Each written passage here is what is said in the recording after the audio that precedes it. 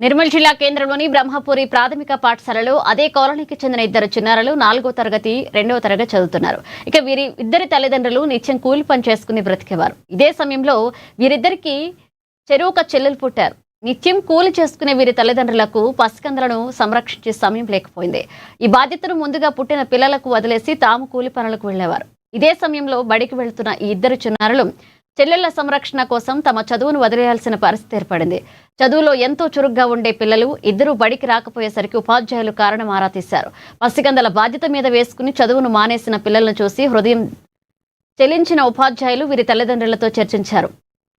ఈ పసికందలను కూడా బడికి పంపి చిన్నారుల చదువుకు ఆటంకం కలగకుండా చూడాలన్నారు. ఇక సదరు చిన్నారులు తమ సంవత్సరంలోపే చెల్లెళ్లను సైతం బడికి తీసుకుని వచ్చి పాఠాలు నేర్చుకుంటున్నారు. సంవత్సరంలోపు పిల్లలకు బడిలో అనుమతి లేనప్పటికీ ఎంతో తెలివైన పిల్లలు చదువు ఆగకూడదనే సదుద్దేశంతో పసికందలను అనుమతించినట్లుగా ప్రస్తుతం పిల్లలు చక్కగా చదువుకుంటున్నారని హెడ్ మాస్టర్ సంతోషం వ్యక్తం చేశారు.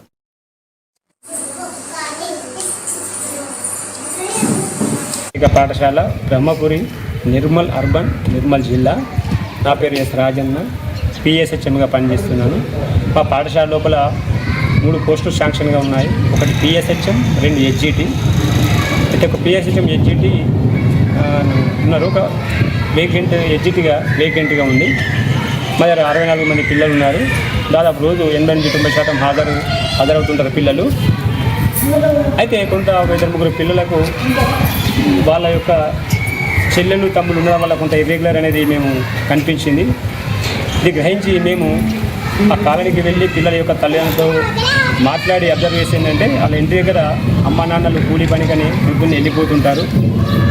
ఇది గ్రహించి ఏం చేసామంటే పిల్లల తల్లిదండ్రులతో మాట్లాడి ఆ చిన్న పిల్లలు కూడా వాళ్ళ అక్కలు వెంట స్కూల్కి తీసుకురమ్మని చెప్పడం జరిగింది.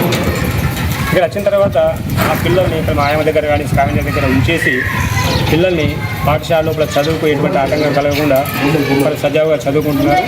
ఇద్దరు పిల్లలు కూడా ఒక 4th క్లాస్ అమ్మాయి, 2nd క్లాస్ అమ్మాయి మెడిట్ స్టూడెంట్స్ కాబట్టి వారికి ఇబ్బంది కలగకుండా అన్ని రకాలుగా మేము చూసుకుంటున్నాము.